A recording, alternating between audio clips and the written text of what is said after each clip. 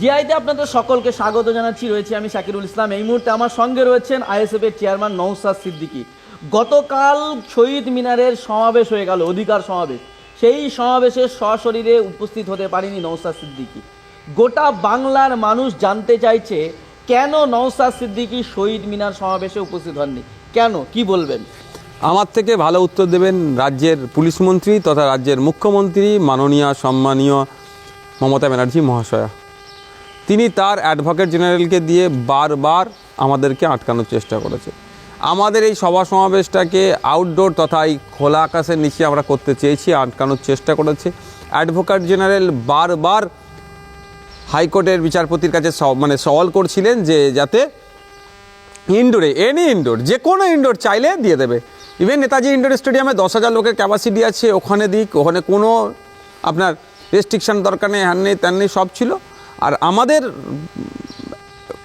যিনি উকিল ছিলেন, আমরা তাকে বলেছিলাম সম্মানীয় শামীম ফিরদৌস মহাশয়কে যে আমরা আউটডোরেই করব।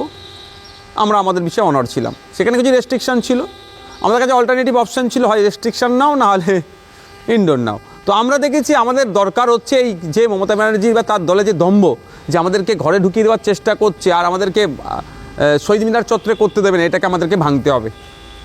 সেই জন্য আমরা সিঙ্গেল বেঞ্চে যেটা বলেছিল, সেই জন্য আমরা সেই মতো আমরা আউটডোরে করার বলেছি। ওখানে আমাদেরকে 2023 সালে যে হিংসা করেছিল, পুলিশ আমাদের উপরে মারলো, আমাদের উপরে আক্রমণ করলো, আমাকে 42 দিন মতো জেল খাটালো, আমাদের 80 জনকে মতো জেল খাটালো মিথ্যা অপরাধে আমাদেরকে জেল খাটালো। সেই মামলা তুলে ধরে অ্যাডভোকেট জেনারেলের পক্ষ থেকে অর্থাৎ রাজ্যের পক্ষ থেকে কোর্টের কাছে প্রেয়ার করলো, নওশাদ সিদ্দিকীরা নাকি ইনডোর প্রোগ্রাম করলে হিংসা ছড়াবে না, আউটডোর করলে নাকি এরা হিংসা ছড়াবে। আমি কি নটোরিয়াস ক্রিমিনাল নাকি?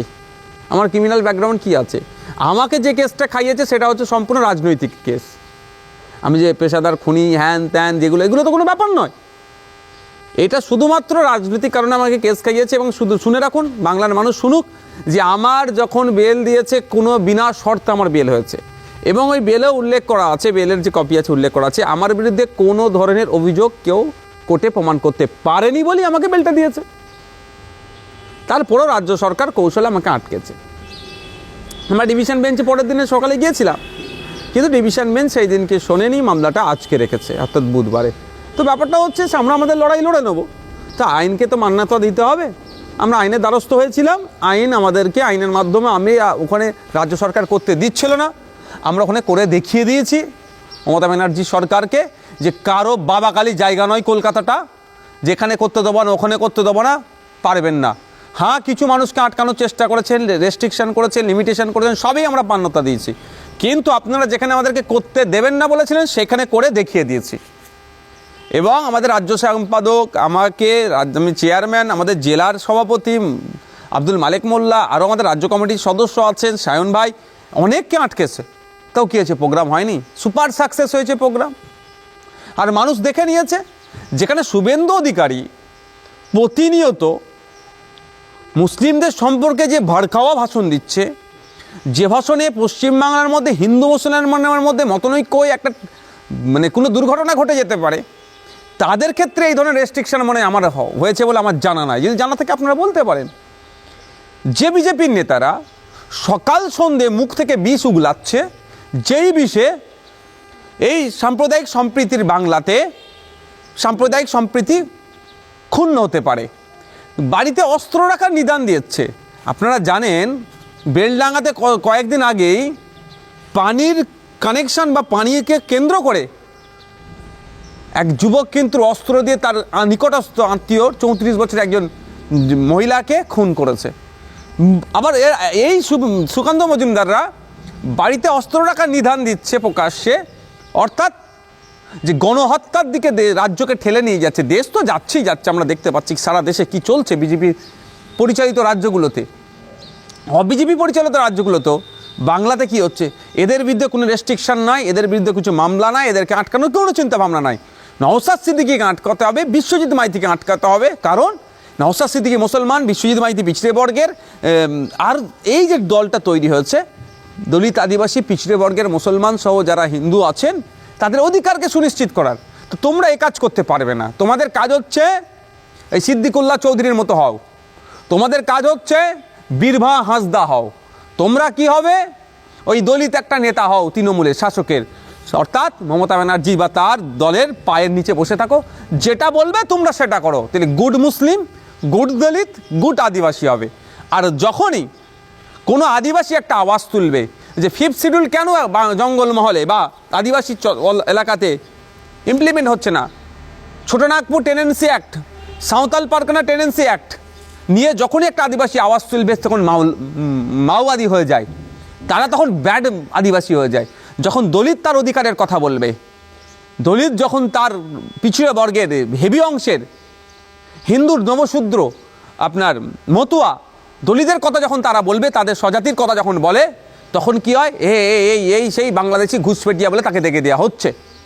দলিত যখন তার এসসি কোটায় চাকরির কথা বলছে, রিজার্ভেশন ঠিক করে পাচ্ছে না, যখন আওয়াজ তুলবে তাকে দেখে দেওয়া হচ্ছে। আর মুসলমান যখন তার শিক্ষা ব্যবস্থা, তার কর্মসংস্থান, সাচার কমিটির সুপারিশের কথা যখন তুলছে, তখন হয় জঙ্গি বলে দেখে দাও, আর নাহলে প্রশাসনকে কাজে লাগিয়ে মিথ্যা মামলা দিয়ে তাকে দেখে দেওয়ার চেষ্টা করো। আইএসএফ কে এটা হচ্ছে, আইএসএফ একটা প্ল্যাটফর্ম, আইএসএফ একটা প্ল্যাটফর্ম, এই প্ল্যাটফর্মে এসে পারফর্ম করো। আপনার মুসলিম আপনার অধিকারের কথা বলতে পারেন নির্দ্বিধায়, আপনি দলিত আপনার অধিকারের কথা বলতে পারেন, আপনি আদিবাসী আপনার অধিকারের কথা বলতে পারেন, আপনি বিভিন্ন যে সমস্ত লোধা সবর জাতির যাদের উপর অত্যাচার হচ্ছে তাদের অধিকারের কথা বলতে পারেন। এখানে কোনো টিউনিং করার জায়গা নাই। আমরা দেখেছি তো পশ্চিমবাংলার বিধানসভায় 60-এর অধিক এসসি কমিউনিটির বিধায়ক আছে। দুর্ভাগ্যের বিষয়, অনেকের মুখ বুঝে থাকে ফেক এসসি সার্টিফিকেট কেন ইস্যু করা হয়েছে সেটুকু বলতে তারা পারে না। 18টা, 1 মিনিট আমি শেষ, আপনি বলবেন, 18টার ওপরে 18টা সম্ভবত এসটি কমিউনিটির বিধায়ক আছে। একবারও মানে তাদের যে দেউচাতে আদিবাসীদেরকে উচ্ছেদ করে প্রমোটারদের বা শিল্পপতিদের পুঁজিপতিদের হাতে ওই জায়গাটা তুলে দিচ্ছে, এই কথা বলার সাহস দেখাতে পারে না অনেকে। দুর্ভাগ্যের বিষয়, সেখানে আইএসএফ প্ল্যাটফর্ম দিচ্ছে। দলিত, আদিবাসী, মুসলমান, পিছড়ে বর্গের সহ মানুষের অত্যাচারের কথা তুমি বলতে পারো এখানে নির্দ্বিধায়। আপনি দলিত, আপনাকে টাইম দেওয়া হচ্ছে 10 মিনিট, আপনি 10 মিনিট দলিত দলিত দলিত দলিত করে চিৎকার করুন, পেছনে কেউ টিউনিং করবে না। আপনি আদিবাসী, আপনাকে 10 মিনিট টাইম বরাদ্দ করা হয়েছে, আপনি 10 মিনিটে আদিবাসীর সমস্যা, আদিবাসীর অভিযোগ তুলুন, আপনাকে পিছনে কেউ টিউনিং করবে না। আপনি মুসলমান, আপনাকে বলতে দেওয়া হচ্ছে মাদ্রাসা শিক্ষা নিয়ে, আপনি 10 মিনিট ধরে মাদ্রাসা শিক্ষা বা মুসলমানদের সাথে যে বঞ্চনা হচ্ছে, শিক্ষা, স্বাস্থ্য, কর্মসংস্থানের যে সমস্যা, সেটা আপনি বলুন, পেছনে কেউ টিউনিং করবে না। অর্থাৎ আপনাকে এই মঞ্চ দেওয়া হয়েছে, এই মঞ্চ থেকে আপনি আপনার অধিকারের কথা বলবেন। এই জন্যেই আইএসএফকে আটকাতে হবে, আইএসএফের লিডারদেরকে আটকাতে হবে। এই জন্য কুচক্রান্ত করেছে। দুর্ভাগ্যের বিষয়, আমরা যে রিলিফ পাওয়ার আশা করেছিলাম ডিভিশনে গিয়ে, ওই দিনকে পাইনি। তবে এটা আমরা সুরাহা করব। তবে বাংলার মানুষকে বলবো, দেখুন কারা প্রকৃত মানুষের হয়ে কথা বলছে, আর মমতা ব্যানার্জি কাদেরকে আটকাতে চাইছে আর কাদেরকে জায়গা ছেড়ে দিচ্ছে। আপনাকে আমি জোর গলায় বলছি, শুভেন্দু অধিকারী গিয়ে বিষ উগলাচ্ছে কোথায়, গার্ডেন রিচে। শুভেন্দু অধিকারী যে বিষ উগলাচ্ছে কোথায়, শ্যামপুরে। শুভেন্দু অধিকারী ছুটে চলে যাওয়ার চেষ্টা করছে কোথায়, বিভিন্ন জায়গাতে গিয়ে বিষ উগলাচ্ছে। সেইখানে রাজ্য প্রশাসন স্কট করে নিয়ে যাচ্ছে, সরে যাও, রাস্তা ক্লিয়ার করো। শুভেন্দুবাবু যে এখন বিষ উগলাবে, ওখানে হিন্দু মুসলমান হলেই তৃণমূলের লাভ হবে, বিজেপির লাভ হবে। এরা তো ভাঁড় একটাই, শুধু শুরুম আলাদা এদের। তৃণমূল আর বিজেপি তো আলাদা নয়, ভাঁড় একটাই, শুরুম শুধু আলাদা। কাউন্টার, ক্যাশ কাউন্টার এক জায়গায়, মানে যেটা সে জমা হচ্ছে, ব্র্যান্ড একটাই, আরএসএস। তো সুতরাং এদের দিনের মধ্যে ভাগ করে নিতে হবে। রাজ্য প্রশাসন রাস্তা ক্লিয়ার করে আগে যাতে শুভেন্দুবাবু পৌঁছাতে পারে তার চেষ্টা করছে। আর নওশাদ সিদ্দিকীদেরকে, যারা দুটো সম্প্রদায়ের মধ্যে সেতু বন্ধনের কাজ করছে, যে ভুল বুঝাবুঝি বিজেপি চেষ্টা করছে দুটো সম্প্রদায়কে দূরে সরিয়ে দেবার, আইএসএফ সেটাকে কাছে আনার চেষ্টা করছে। ভোটটা বড় কথা নয়, দুটো সম্প্রদায়ের মধ্যে যদি মিল মহব্বত থাকে, ওই সম্প্রদায়ের মধ্যে যদি ভাইচারা থাকে, তাহলে রাজ্য দেশ এগিয়ে যাবে। আর বিজেপি চাইছে সম্প্রদায়ের মধ্যে বিভেদ করে দাও, শুভেন্দুবাবুরা চাইছে হিন্দু মুসলমান করলেই ভোটে তাদের লাভ হবে। দুটো তৃণমূল আর বিজেপি, কেউ শাসকে কেউ অপোজিশনে, এটা দখল করে রাখবে, আর বলার লোক থাকবে না। এটা তো চক্র। এটা সেই জায়গায় যখন আমরা আটকানোর চেষ্টা করছি, আমরা জাতীয় ঐক্য গড়ে তোলার চেষ্টা করছি, রাজ্যের মধ্যে ঐক্য গড়ে তোলার চেষ্টা করছি, শ্রমজীবী মানুষের কথা বলছি, কৃষকের কথা বলছি, ছাত্র যুবর কথা বলছি, তখনই আমাদেরকে আটকাতে হচ্ছে। আমরা যখন আমার বোন তিলোত্তমার কথা বলছি, আমি অন ক্যামেরা বলছি, আমার বোনের ইনসাফ এখনো হয়নি। হ্যাঁ, আপনি বলতে পারেন সঞ্জয় রায়কে করেছে, কোর্টের কিছু করার নেই। জজের চেয়ারে যিনি বসে থাকবেন, কারো মুখ দেখে তিনি বিচার করতে পারেন না। তিনি এভিডেন্সের ওপরে বিচার করবেন।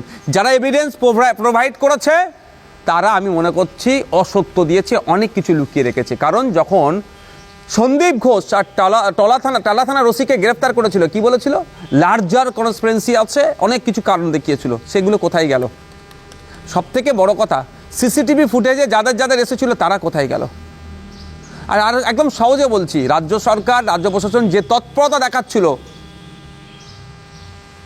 ওই দাহ করার সময়, মানে 2-250 প্রায় বললো নাকি পুলিশ দিয়ে, নির্যাতিতার পরিবারের কথা শুনলাম, 2-250 পুলিশ দিয়ে শ্মশানটাকে মানে এটাকে ঘিরে দাহ করতে হলো কেন? এই তৎপরতা কেন? কিছু তো ডাল মে কুচ কালা হয়। তো আমার এই নির্যাতিতা বোনের জন্য আমরা আওয়াজ তুলছি। গতকালকে যে 3000 লোকের আমরা ক্যাপাসিটি করেছিলাম, সেখানে আপনারা দেখেছেন কোর্টের মান্যতা নিয়ে আমরা করেছি। কোর্ট যে গাইডলাইন দিয়েছে, আমাকে যেতে বারণ করেছে, আমি যাইনি, বলেছিল নিজের জুডিকশনে থাকতে, সেখানে ছিলাম আমি। তার বাইরে আমাদেরকে যাদেরকে যে নির্দেশনা দিয়েছে তারা আমরা একটাও বাইরে যাইনি। লোক থেকে শুরু করে সবটাই আমরা সেই মধ্যে রেখেছি। ওখানে আমরা দাঁড়িয়ে শপথ করিয়েছি আমরা কি, আমার নির্যাতিতা তিলোত্তমার পরিবারের সাথে আমরা থাকবো যতদিন না ইনসাফ পাচ্ছে। ফলে অসুবিধা হচ্ছে, এই জন্যই নওশাদ সিদ্দিকীকে আটকাও। আমি তো যেতে চাই, আমি যেতে চাইবো না, কিন্তু আমাকে আটকেছে কে? রাজ্য প্রশাসন। একটা কথা বলছি, কারো গায়ে লাগতে পারে, পশ্চিমবাংলার মুসলমানদের আওকাত মমতা ব্যানার্জি বোঝাচ্ছে। পশ্চিমবাংলার যে সমস্ত নেতারা আছেন, ধর্মীয় নেতা, সামাজিক নেতা, রাজনৈতিক নেতা, বিভিন্ন পরিচয় আছে, আহলে হাদিস, তাবলিগ, বেরেলি, ফুরফুরাওয়ালা, দেওবন্দি, বিভিন্ন মতদর্শের যারা যেভাবে আছেন, কেউ তৃণমূল, কংগ্রেস, সিপিএম, বিজেপিও যে সমস্ত মুসলমান নেতা আছেন, গুটি কয়েক আছে, শুধু ওই ভোটের সময় সামনে নিয়ে আসে, ভোটের সময় প্রার্থীও দেয় করে না এদেরকে। 42টা প্রার্থী দিল রাজ্য লোকসভাতে, একটা মুসলমান নেই। 294-এর মধ্যে একটা না দুটো ছিল মুসলমান। তারপরেও যারা করছেন, সমস্ত মুসলমানের আওকাতটা বুঝিয়ে দিল। দলিতদের আওকাতটা বোঝানোর চেষ্টা হচ্ছে, আদিবাসীর আওকাতটা বোঝানোর চেষ্টা হচ্ছে। তোমরা কথা বলতে পারবে না, আমরা ব্রাহ্মণ্যবাদী দল, আমাদের পায়ের নিচে তোমাদের বসে থাকতে হবে। তুমি বড় নেতা মানে আমি আমার নিজেকে বড় নেতা হওয়ার শখ নেই, তুমি তোমার স্বজাতির কথা, তুমি অত্যাচারী মানুষের কথা বলতে পারবে না। তুমি অত্যাচারী মানুষের কথা যদি বলার চেষ্টা করো, তোমার নামে মিথ্যা মামলা দিয়ে বিভিন্নভাবে তোমাকে আটকানো হবে। তবে একটা কথা বলে রাখি, সিট ডাড়া বিক্রি নাই, আমার সিট ডাড়া বিক্রি নাই। জেলের মধ্যে বসে থাকতে প্রস্তুত আছি আমি, জেলের ভাত খেতে প্রস্তুত আছি আমি, কিন্তু বেইমানির ভাত আমি খাবো না। যাদের জন্য লড়াই করতে নেমেছি সেই বঞ্চিত মানুষকে সাথে আমি বেইমানি করব না। আমার কাছে অফার নাই, আমার কাছে চাইছে, আমি গিয়ে বলি যে আমার সাথে এই ওটা হচ্ছে কেন, সব সমাধান করে দেবে, সব সমাধান করে দেবে। কিন্তু নওশাদকে গিয়ে বলতে হবে। আরে নওশাদ যদি গিয়ে বলে, তাহলে আমার এই বলার স্বাধীনতাটা কেড়ে নেবে। আমার আদিবাসীর উপরে অত্যাচার হলে আমি আর বলতে পারবো না, আমার মুসলমানের উপর অত্যাচার হলে আমি আর বলতে পারবো না, আমার দলিতের উপরে অত্যাচার হলে আমি আর বলতে পারবো না, আমার বাংলার নাগরিকের উপরে অত্যাচার হলে, দেশের কোনো ঘটনা ঘটলে আমার আর বলার স্বাধীনতা থাকবে না। আমার জেলের ভাতটা পছন্দ, বলার স্বাধীনতা থাকতে আমার তার কাজ আমারটা সেই রকমই পছন্দ করি আমি। বলার স্বাধীনতা চলে যাবে, খোলা আকাশে থেকে কিছুই লাভ হবে না। এই যে নওশাদকে বারবার আটকানো টার্গেট আমরা দেখেছি। শহীদ মিনারের যে সমাবেশকে প্রথম থেকেই টার্গেট করা হচ্ছে, কখনো পতাকা লাগাতে দিতে বাধা, মাইক খুলে নেওয়া হচ্ছে, মাইক লাগানোর পরে সেই মাইকের তার কানেকশান খুলে দেওয়া হলো, মাইকগুলো বন্ধ করে দেওয়া হলো। এই যে প্রতিটি পদক্ষেপে প্রশাসন বা সরকার বারবার কেন বাধা দিচ্ছে? কিসের ভয় এত নওশাদকে? নওশাদ সিদ্দিকীকে ব্যক্তিগত কতটা ভয় খায় বলতে পারবো না, নওশাদ সিদ্দিকীদের দলের যে লক্ষ্য উদ্দেশ্যটাকে ভয় খাচ্ছে। আমাদের দলের লক্ষ্য উদ্দেশ্য হচ্ছে মানুষেরকে অত্যাচার করে যে ঘরে ঢুকিয়ে দিয়েছিল, সেই ঘর থেকে টেনে বার করবো ওদেরকে, বেরিয়ে আসুন, আপনি আপনার অধিকারের জন্য গণতান্ত্রিক প্রক্রিয়ায় রাস্তায় নামুক। এই গণতান্ত্রিক প্রক্রিয়ায় রাস্তায় নামলেই তো শাসকের জ্বালা হচ্ছে।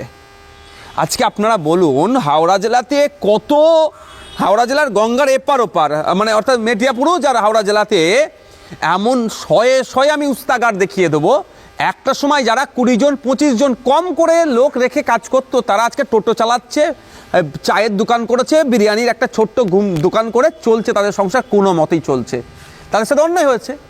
রাজ্য সরকার সেই সমস্ত উস্তাগারগুলোকে, যাদের ম্যাক্সিমাম মুসলমান আর বাকি অংশটা পিছড়ে বর্গের হিন্দু, তাদেরকে মূল স্রোতে নিয়ে আসার জন্য কি প্রকল্প দিয়েছে? তাদেরকে কিছু প্রজেক্ট দিয়েছে?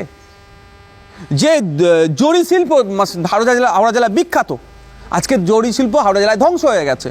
এই জরি শিল্পের সাথে যারা সমস্ত মানুষ যুক্ত আছে তাদেরকে কিছু প্রকল্প দিয়েছে? কিছুই দেয়নি। আর আমাদের বক্তব্য, তাদেরকেও সরকারকে দায়িত্ব নিতে হবে। যখনই কথা বলছি তারা রাস্তায় নামবে, তারা তাদের অধিকারের কথা বলছে যে নবান্নতে তুমি বসে আছো, নবান্ন তো গার্মেন্ট হাব তৈরি করার জন্য তৈরি হয়েছিল, বস্ত্র শিল্পের জন্য এটা একটা পাইলট প্রজেক্ট হয়েছিল, আপনি কেটে নিয়েছেন, আমাদের মুখের রুজি আপনি কেটে নিয়েছেন। যখন শুনছে তারা মমতা ব্যানার্জি দ্বিচারিতাকে ধরবে, ফলে কি হচ্ছে, মানুষ যুক্ত হচ্ছে। আইএসএফকে আটকাও, আইএসএফকে আটকাতে পারলেই লাভ হবে, আইএসএফকে আটকালে ওদের লাভ, জনগণের কি জানতে পারবে না। কিন্তু আইএসএফ তো ঘরে বসে থাকার জন্য নয়, আইএসএফ রাস্তায় থাকার জন্য তৈরি হচ্ছে। আইএসএফ রাস্তা মানুষের, যে মানুষকে ঘরে ঢুকিয়ে দিচ্ছে তাকে বার করে নিয়ে এসে তার অধিকারের জন্য সোচ্চার হওয়ার জন্য হয়েছে। ফলে আইএসএফকে আটকাতে হবে। ওই মাইক বলছেন, এ বলছেন, এন বলছে, তার ও দেখুন এই ধরনের নোংরামি অনেক কালকে করেছে। আপনি ওটা বলছেন ইচ্ছাকৃতভাবে কলকাতাতে আইএসএফের যেদিক থেকে গাড়িগুলো ঢুকছে ইচ্ছা করে করে সিগন্যাল জাম করেছে, ইচ্ছা করে করে সিগন্যাল জ্যাম করেছে যাতে দেরিতে আসে মানুষজন। আমাদের লিমিটেশন ছিল, দেরি কী বলবো আর, সবটাই বিচার ব্যবস্থার মধ্যে ছিল। এই যে প্রশাসন, আমরা দেখছি যখন সুকান্ত মজুমদার বলছেন বাড়িতে অস্ত্র রাখুন, তখন প্রশাসন নীরব দর্শকের মতো ভূমিকা পালন করছে। যখন শুভেন্দু অধিকারী বলছে জিহাদিদের একদম বাংলা থেকে তাড়াবো, মুসলমানদের তাড়াবো, তখন দেখছি পুলিশ নীরব দর্শকের মতো ভূমিকা পালন করছে। অথচ নওশাদ সিদ্দিকী বলছে আমরা অধিকার চাই, অধিকার সমাবেশ। আইএসএফ বলছে ওয়াকফ বিল বাতিল করতে হবে, জল জমি জঙ্গল রক্ষা করতে হবে, তখন আইএসএফকে আটকানোর চেষ্টা। দেখুন ব্যাপারটা যে এই যে তৃণমূল বিজেপির কথা যদি আপনি বলেন, দুটো দলই কর্পোরেটদের স্বার্থ চরিতার্থের জন্য তারা রাজনীতি করছে। পুরুলিয়ার অঘরপুরে দলিত আদিবাসীরা দীর্ঘদিন একটা প্রায় শয়ে বছর ধরে একটা জায়গাতে তারা উৎসব থেকে শুরু করে তাদের জীবন যাত্রা, মানে তারা ওখানে ওই জায়গাটাকে কেন্দ্র করে তারা বড় হয়ে উঠে আসছে, মানে খোলা একটা জায়গা ছিল। সেটা পুঁজিপতিদের হাতে তুলে দেওয়ার জন্য তাদেরকে মারধর করে তাদের ওখান থেকে উচ্ছেদ করছে। শুধু মারধর নয়, আমার এক মায়ের বাচ্চা, এক শিশু ছিল, মানে সে মায়ের স্তন পান করতো, মানে দুধ পান করতো, যদি আমি সহজ কথাই বলি, মায়ের স্তন পান করতো, সেইটাকেও আপনার ভাই মাটাকেও রেহাই করেনি, বাচ্চার মা দূরে আছে, এত অসভ্যতামি করেছে। শুধু তাই নয়, এক মা আমার পুকুরে চান করতে নেমেছিল, ভিজে কাপড় অবস্থায়, একটা শাড়ি পরে জড়িয়ে উঠেছিল চান করে, সেই অবস্থায় তাকে তুলে নিয়ে চলে গেছে, বাকি কাকে আর কাপড় পরার সুযোগ দেয়নি। মানে ভাবতে পেরেছেন? এ নিয়ে বিজেপি কোনোদিন বলেছে তৃণমূলের বিরুদ্ধে? দেখবেন বলেনি। ওখানে নওশাদ সিদ্দিকী পৌঁছাতে চেষ্টা করেছিল, আটকে দিয়েছে নওশাদ সিদ্দিকীকে, কেন অধিকারের কথা বলছি আমি, তাদের অধিকার হনন হচ্ছে। তো এই ধরনের অন্যায়ের বিরুদ্ধে আমি, সাম্বাল মসজিদ তো উত্তরপ্রদেশে, মমতা ব্যানার্জি এখানকার মেজরিটি মানুষের মন পাওয়ার জন্য বলল বাংলাদেশে যেটা হচ্ছে পিস কিপ ফোর্স না কি আছে, শান্তি বাহিনী পাঠানোর জন্য। ভালো কথা, আমি বিতর্কে যাব না, শুধু এতটুকু বলবো পৃথিবীর কোথায় কোথায় শান্তি বাহিনী গিয়েছে আর কেন গিয়েছে গুগলে টাইপ করলে পাওয়া যাবে। বাংলাদেশে কি প্রযোজ্য আছে কি না, আমি এসে বিতর্কে যাব না।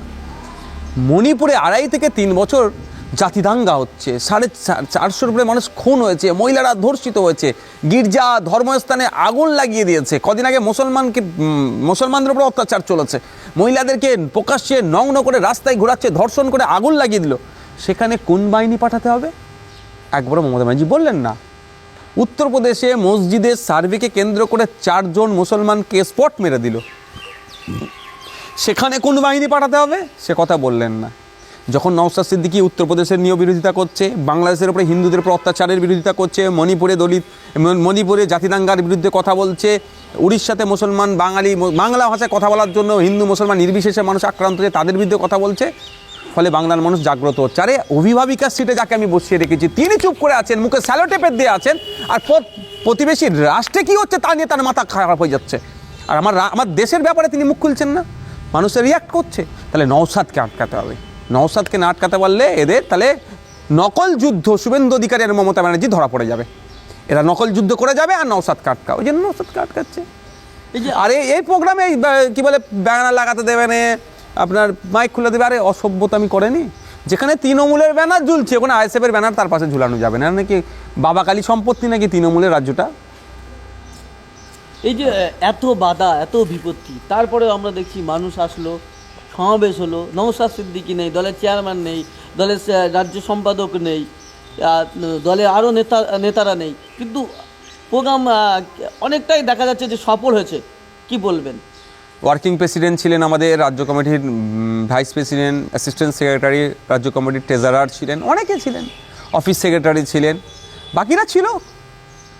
আমরা তো লিডার তৈরি করার পক্ষে, একটা পোস্ট বাকি ল্যাম্প পোস্ট আমরা তো করতে চাই না। আমাদের সবটাইকেই আমরা লিডার, আমাদের পরের লেয়ারে লিডার তৈরি করার আমার চেষ্টা চলছে। দেখুন, নিয়ে লক্ষ্য যদি ঠিক থাকে, কোনো শক্তি অপশক্তি আপনাকে আটকাতে পারবেন না, পারবে না। হ্যাঁ, চলার পথে কিছু ধাক্কা সমস্যার সম্মুখীন হতে হবে, সেটাকে কাটিয়ে উঠতে হবে। সেটাই হচ্ছে পলিসি তৈরি করে এটাকে কাউন্টার দিতে হবে। পলিসি তৈরি করছি। আর একটা বিষয় আমরা যেটা দেখছি যে বিভিন্ন জায়গায় সংখ্যালঘুদের উপরে, আমরা এতদিন যেটা দেখতাম উত্তরপ্রদেশ, হরিয়ানা, রাজস্থান, পশ্চিমবাংলার বিভিন্ন ক্ষেত্রে সংখ্যালঘুদের উপর নির্যাতন নেমে আসছে। এই সংখ্যালঘুদের উপর, মুসলমানদের উপর এই নির্যাতন কেন বারবার? এদের ব্যর্থতার জন্য। সর্বপ্রথম দোষ মুসলমানদের। যে আপনি বলছেন সংখ্যালঘু মুসলমানদের উপর নির্যাতন নেমে আসছে, মুসলমানদের সবথেকে বড় দোষ। এই দোষের কারণে এদের উপর অত্যাচার নেমে আসছে। আপনি ইনসাফ চাইছেন, আপনার প্রতি অন্যায় নয় আপনি বলছেন, আপনি যখন তো ভোট দিচ্ছেন আপনি তো নিজের প্রতি অন্যায় করছেন। ভোট দেবেন আপনি তৃণমূলকে, আর তৃণমূলের কাছে আপনি ইনসাফ চাইবেন? হতে পারে এটা? আপনি ভোট দেন ওই লোক কি যে ইনসাফকে প্রতিষ্ঠা করতে পারে। আপনি ভোট দেওয়ার সময় তো অন্যায়টা করে ফেলেছেন, ফলে 5 বছর আপনাকে অন্যায় ভোগ করতে হবে। আপনি ভাবুন, একটা সংযুক্ত মোর্চা তথা আইএসএফের একটা বিধায়ককে আটকানোর জন্য কলকাতা হাইকোর্টে অ্যাডভোকেট জেনারেলকে প্রায় 3 ঘন্টা ধরে সওয়াল জব হলো। ভাবতে পেরেছেন? যদি মানুষ 10টা আইএসএফ বা সংযুক্ত মোর্চাকে দিত, আমি মানুষকে ভাবতে বলবো আগামী দিনের কথা। এক নওশাদ সিদ্দিকীকে আটকানোর জন্য মমতা ব্যানার্জির ফুল টিম পাগলা হয়ে যাচ্ছে। যদি আপনারা 2026-এ 10টা পাঠান, এই সরকারের অন্যায় করাকে বন্ধ করে দাও। আমি দায়িত্ব নিয়ে বলছি, যদি 10টাই সংযুক্ত মোর্চা বা আইএসএফে থাকতো না, ওই 77-এ লাভ হবে না সংখ্যা দিয়ে। 10টা যদি সলিড আপনারা পাঠাতে পারতেন, তাহলে আমার তিলোত্তমাও বিচার পেয়ে যেত এতদিনে, যারা সমস্ত মালগুলোকে লুকোতে পারতো না আর আড়াল করতে পারতো না, সিবিআইয়ের চার্জশিটও ঠিকঠাক দিত। আর আমার আনিসকে যারা খুন করেছে, যে পুলিশ কর্তারা যুক্ত আছে, তারাও ছাড় পেত না। ওয়াকাফ সম্পত্তি 75,000 বিঘে পশ্চিমবাংলায় আছে, সেটা উদ্ধার করতে সরকারকে বাধ্য করত। দেবত্ব সম্পত্তি লুট হয়ে যাচ্ছে, সেটাও উদ্ধার করে মন্দিরে ফিরিয়ে দেওয়া হতো। রিফিউজি ল্যান্ড, আমার রিফিউজি ভাইদের জন্য সরকার যে সম্পত্তিগুলো দিয়েছে সেটাও বিক্রি হয়ে যাচ্ছে, সেটাও ফিরিয়ে দেওয়া হতো। এক কথায় সুশাসন প্রতিষ্ঠা হতো। নাহলে এই 10 জন মিলে সরকারের ঘুমকে হারাম করে দিত। একা যেটা করছি, আর যদি 9 জন থাকতো কি হতো? ভাবার সময় এসেছে। একটু ভাববেন, জনগণের উদ্দেশ্যে বলছি। আপনি যেটা বলছেন না মুসলমানদের উপর অত্যাচার হচ্ছে, মুসলমানদের দোষে হচ্ছে। আপনি ভোটে জিতিয়ে আবার কাকে পার্লামেন্টে পাঠালেন? যে সিএ ভোটাভুটির সময় যিনি পার্লামেন্টে ভোট না দিয়ে পালিয়েছিল, তাকে আবার পাঠালেন। তাহলে ওয়াকাফের যখন ভোটাভুটি হবে, সে ভোট দেবে তো? মুসলমানদের আমি উদ্দেশ্যে বলবো, তাহলে পাঠানোর কাকে দরকার ছিল? ওয়াকাফ বিলের যখন ভোটাভুটি হবে, তখন যে দাঁড়িয়ে প্রতিবাদ করবে তাকে পাঠাননি। আর আপনি বলছেন ওয়াকাফ সম্পত্তি বাঁচাতে পারে। বাঁচাবে কে? যেখানে আইন তৈরি হচ্ছে সেখানে তো আপনার লোককে পাঠাতে হবে। পথে ঘাটে রাস্তায় আন্দোলন করলেন, গণতান্ত্রিক প্রক্রিয়াতে প্রতিবাদ করলেন, গণতান্ত্রিক প্রক্রিয়াতে, ওটা one of the part of protest. But যেখান থেকে আইনটা তৈরি হচ্ছে সেই আইনসভার মধ্যে আপনার না লোক থাকলে আপনি ফেলিওর। আপনার লোক নাই, আদিবাসীর লোক নাই, আমি দায়িত্ব নিয়ে বলছি। দলিতের লোক নাই, আমি দায়িত্ব নিয়ে বলছি। মুসলমানের লোক নাই, সংখ্যা এদের খুব কম। যদি আদিবাসীর সংখ্যা বেশি থাকতো, তাহলে 2023 সালে ফরেস্ট রাইট অ্যাক্টের অ্যামেন্ডমেন্টের নামে আদিবাসীদের যে জঙ্গলের অধিকার কেড়ে নিল, তাহলে পার্লামেন্টের মধ্যে হট্টগোল আমি দেখতে পেতাম। সেই অর্থে দেখতে পেলাম না। আছে আদিবাসী সমাজের সংরক্ষিত সিট থেকে এমপি, কিন্তু সব স্ক্রু টাইট দিয়ে আছে পিছন দিক থেকে। যেভাবে দলিতদের উপরে অত্যাচার চলছে সারা দেশে, দলিত ছেলে বাইক নিয়ে এগিয়ে গিয়েছে, তাকে বাইক থেকে নেবিয়ে মারছে, সেই প্রোটেস্ট পার্লামেন্টের মধ্যে দেখলাম না। দলিত হওয়ার জন্য গতকালকের খবর, ছত্তিশগড়ে তার নাকি বাড়িতে গোমাংস ছিল, বাড়িতে ঢুকে বজরং দলের লোকেরা এমন উত্তেজনা তৈরি করেছে, ছেলেটি 23 বছর বয়স সুসাইড করে নিয়েছে। কই এই নিয়ে কোনো চর্চা হচ্ছে দলিত এমপিদের মুখে? সংখ্যায় অনেক দলিত এমপি আছে, কিন্তু প্রকৃত দলিতের এমপি নাই, সংখ্যা খুব কম। মুসলমানদের ওপরে সারা রাজ্যে যেভাবে, সারা দেশে যেভাবে অত্যাচার চলছে, সেই নিয়ে কথা বলার লোক কোথায়? খুব কম। আর ভোটের সময় যারা একটু তেল লাগিয়ে দেয়, মাখুম লাগিয়ে দেয়, তাদেরকে আপনারা পাঠিয়ে দেন। সহ্য করুন, আপনারা মুসলমান সহ্য করুন, আদিবাসী সহ্য করুন, দলিত সহ্য করুন। আমি একটা কথাই বলতে পারি যে আপনাদের উপর অত্যাচার হচ্ছে আপনাদের দোষে। আপনারা নিজের হাতে নিজের ভাগ্যটাকে ঠিক করেন ডেমোক্রেসিতে। আমি আমি আমি কোন ডেমোক্রেসির ভাগ্যর কথা বলছি? ডেমোক্রেসিতে কাকে পাঠাবেন আপনি ঠিক করেন। আপনাতে এত পাওয়ার আছে, আপনি খাওয়ার ইচ্ছা কাছে আম আর আমড়া গাছ লাগালে আম পাবেন? আপনি চাইছেন নাই হোক, আপনি চাইছেন আপনি সেফ থাকবেন, সিকিউর থাকবেন। যদি চান তাহলে ওই কাউন্টার আলাদা, মানে শোরুম আলাদা, আর ভাঁড় একটা, ওদেরকে পাঠালে কিচ্ছু লাভ হবে না। পাঠাতে হবে কাকে? যারা দলিত, আদিবাসী, মুসলমান, পিছড়ে বর্গের সহ উচ্চবর্ণের মানুষের জন্য ভাবে তাদেরকে।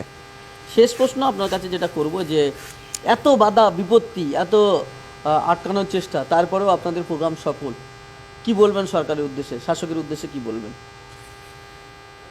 শাসকের উদ্দেশ্যে এটাই বলবো, যে টাকা খরচ করে নওশাদদেরকে আটকানোর জন্য কোর্টে লড়াই করলেন, ওই টাকার যদি সঠিক স্যালাইনগুলো হসপিটালে যেত, তাহলে অনেক যেগুলো মানুষ ক্ষতি হলো, অনেক মানুষের ক্ষতি হওয়া থেকে বাঁচত। যে টাকা খরচ করে প্রতিনিয়ত কোর্টের কাছে চড় খান, সে টাকা ওইখানে না খরচ করে সরকারি কর্মচারীদের ডিএ বাড়ানোর ব্যবস্থা করুন। যে টাকা খরচ করে সুপ্রিম কোর্টে গিয়ে চোরেদেরকে বাঁচানোর জন্য সিবিআই না করে ফেলে, ইডি না করে ফেলে বলে করেন, ওটা বন্ধ করে ওই টাকা দিয়ে যে প্রাইমারি স্কুলগুলোতে শিক্ষক নিয়োগ করুন এবং মাইনেগুলো দিন। ওই টাকাতে বাংলাকে এগিয়ে নিয়ে যাওয়ার চেষ্টা করুন। 2011 সালে একজনের মাথাপিছু ঋণ ছিল 12,000 টাকার কাছাকাছি। আর 1947 থেকে 2011, এই এত বছরে একজন মানুষের মাথাপিছু জন্মানোর সাথে সাথে একটা শিশু, তার মাথায় প্রায় 12,000 টাকা ঋণ হয়ে যাচ্ছে। আর ওটা 2025 সালে এসে ওটা প্রায় 62,000 টাকা। তাহলে আপনি বাংলাকে এগিয়ে নিয়ে যাচ্ছেন না বাংলার প্রতিটি নাগরিকের মাথায় ঋণের বোঝা চাপিয়ে দিচ্ছেন? মাননীয়া, এটা বাংলার মানুষ যেদিন বুঝতে পেরে যাবে, নবান্ন থেকে টেনে গণতান্ত্রিক প্রক্রিয়া আপনাকে নামিয়ে দেবে, এটা মাথায় রাখুন। কারণ আপনি 5 বছর, 10 বছর, 15 বছর, 20 বছর, 50 বছর পরে আপনি বাংলা শাসন কার্যে আপনি নাও থাকতে পারেন, 100 বছর পরেও নাও থাকতে পারেন, 500 বছর পরেও। কিন্তু যতদিন মানুষ চাইবে থেকে গেলেন, যদিও চুরি করছেন সেটা আমি যাচ্ছি না, কিন্তু ঋণটা তো আমাকে বাংলার নাগরিককে চুকাতে হবে। এটা আপনি সিটে আছেন, এখন আপনি যা ইচ্ছা করে যাচ্ছেন, কিন্তু সিটটা তো আমাদের। কালকে তো জুতো যিনি সেলাই করেন তিনিও বসতে পারেন ওই সিটে, যিনি মাস্টার টিচার তিনিও বসতে পারেন, যিনি পিস সাহেব তিনিও বসতে পারেন, কালকে কোনো একজন সন্ন্যাসী ওই সিটে বসতে পারে। সিটটা তো আমাদের বাংলার, চেয়ারটা তো আমাদের। চেয়ারে বসে যে ক্ষতি বাংলার করে দিচ্ছেন, বাংলার মানুষকে চুকাতে হবে। এই বাংলার মানুষ এটা বুঝতে পারছে না যে ঋণটা হলে আমাদের ক্ষতি কী। নিত্য প্রয়োজনীয় জিনিসের দাম বাড়ছে কেন? এটা রাজ্য সরকার বাড়াচ্ছে তো, ট্যাক্স যত নেবে দাম তত বাড়বে, বা অবৈধ পন্থা অবলম্বন করে যত টাকা তুলবে তত আমাদের উপরে এগুলো বাড়বে। রাজ্য সরকার ঋণ করছে আর দায় আমাদেরকে সবার ঘাড়ে পড়ছে। রাজ্য সরকারের কাছে অনুরোধ করবে এটাই, গঠনমূলক রাজনীতি করুন। আর নওশাদ সিদ্দিকী আইএসএফ গঠনমূলক রাজনীতিকে ওয়েলকাম করে। আপনারা প্রয়োজনে সহযোগিতা চাইলে 100 বার প্রস্তুত আছি রাজ্যকে এগিয়ে নিয়ে যাওয়ার জন্য, রাজ্যবাসীকে এগিয়ে নিয়ে যাওয়ার জন্য। আপনি কোন দল থেকে বিলং করেন আমার দেখার দরকার নেই, আমরা প্রস্তুত আছি। কিন্তু এই হিংসার রাজনীতি করলে বেশি দিন আপনাদের আর থাকবে না, বাংলার মানুষ কিন্তু আপনাদেরকে গঙ্গায় ছুঁড়ে ফেলবে।